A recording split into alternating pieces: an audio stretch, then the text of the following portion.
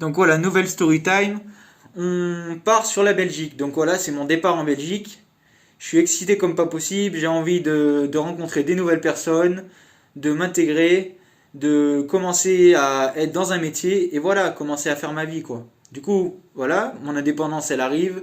J'ai mon premier appart. Mes parents m'aident à trouver un premier appart. Ah, j'arrive pas à parler. Ils m'aident à trouver un appart. Donc je suis tout seul dans un appart. Malgré qu'on m'ait proposé une colocation, moi je voulais être tout seul. Et ouais, un mec m'avait proposé une colocation. Et ouais, je vais en parler. Donc le mec me propose une colocation. Donc de me mettre avec lui en colocation, moi je refuse. Mais je le revois là le jour de la rentrée. Le jour de la rentrée, il a un colocataire qui a choisi la place que j'ai pas voulu prendre. Ce colocataire, je me suis lié d'amitié avec lui, c'est devenu mon meilleur ami et c'est devenu mon gars. C'est devenu mon gars là-bas. On était tout le temps, tout le temps, tout le temps, tout le temps, tout le temps ensemble. Donc en gros, lui, il a accepté, ce mec-là, la colocation que j'ai refusée.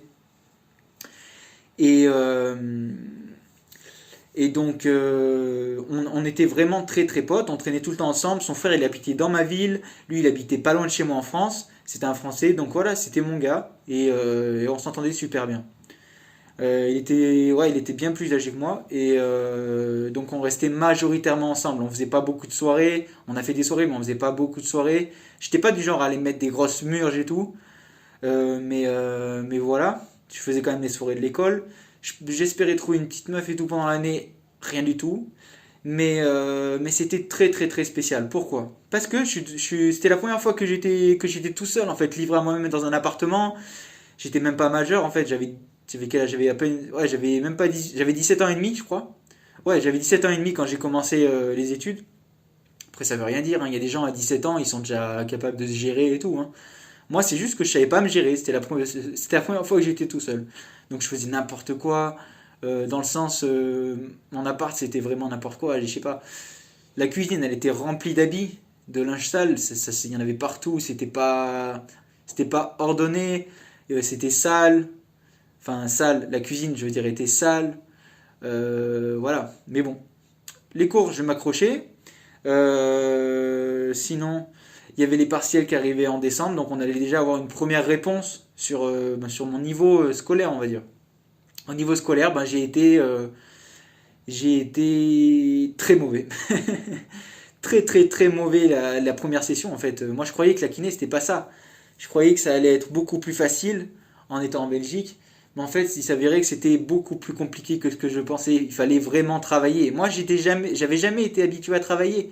C'est-à-dire que moi les cours c'est pas pour moi. Le fait d'apprendre c'est pas pour moi. J'ai jamais été habitué à faire fonctionner ça en apprenant de la quantité de la quantité. Du coup là c'est ce qu'on me demandait. Et j'étais pas capable. Et donc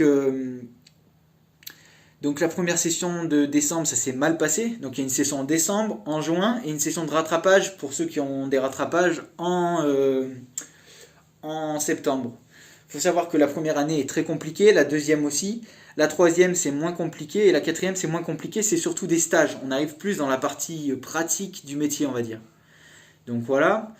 Et pour ce qui est des filles dont je vous parlais tout à l'heure, personnellement, j'ai réussi à avoir une relation virtuelle.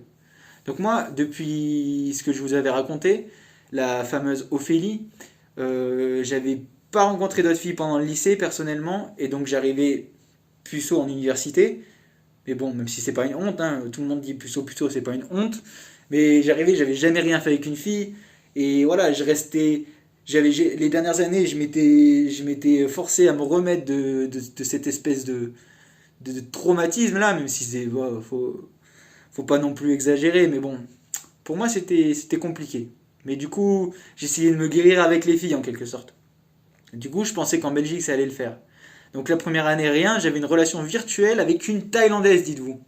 Ouais, ouais, parce que moi j'adorais les Asiatiques, j'étais un fan de la Thaïlande particulièrement. Voilà, je parle pas de choses sombres, hein, je parle de choses normales, hein, de relations normales. Euh, voilà. Et donc la première année, je suis arrivé à la fin de la première année et j'ai été forcé de redoubler. C'est-à-dire que je pensais pouvoir m'en sortir à la session de juin. Ça a été vraiment pas bon du tout. Et donc j'étais condamné pour la session de septembre, c'est-à-dire que même si j'allais réussir à limiter la casse en septembre, c'est-à-dire que j'aurais eu moins de matière à repasser l'année d'après, parce que si tu avais 12 dans une matière, tu étais dispensé. C'est-à-dire que l'année d'après, tu l'avais plus. Donc même si tu redoublais, tu l'avais plus, tu vois. Et donc les voisins, ils me voient comme ça, ils doivent se demander ce que je fais. donc, euh, donc voilà, moi je pensais avoir moins de matière, mais ça s'est pas déroulé comme ça. Je vais vous faire une vidéo spéciale sur cet été parce que faut que je la fasse. Et je vais pas la faire tout de suite parce que ça sera un peu long à raconter, je pense. Donc je vais la faire dans la prochaine vidéo. Mais voilà, donc l'année elle se termine comme ça. Je me lie d'amitié avec mon pote. Entre-temps, la dernière soirée de l'année, dernière soirée, on fait une grosse soirée chez un pote avant d'aller à la soirée de l'école. Donc soirée énorme là par contre. On est sur le toit de son immeuble, c'était énorme, franchement il commençait à faire chaud. Après on part en soirée, on était un peu chaud. Il y avait une de ses amies moi que je connaissais pas, que j'ai rencontré dans le bus pour aller à la soirée.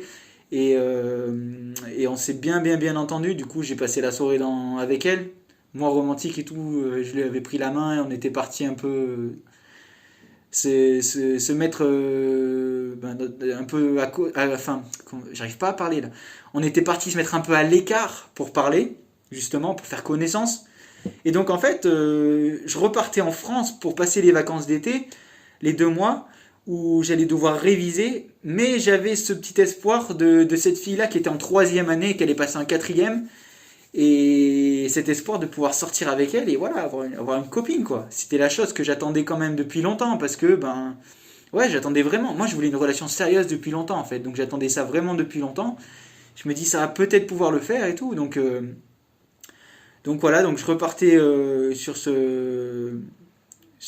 ces bases là pour les vacances d'été et pour repartir l'année prochaine avec ces choses là.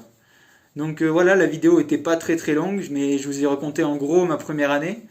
Je réfléchis, j'ai rien oublié. Ben si, j'avais beaucoup de tocs, hein. Ça continuait, ça bien sûr.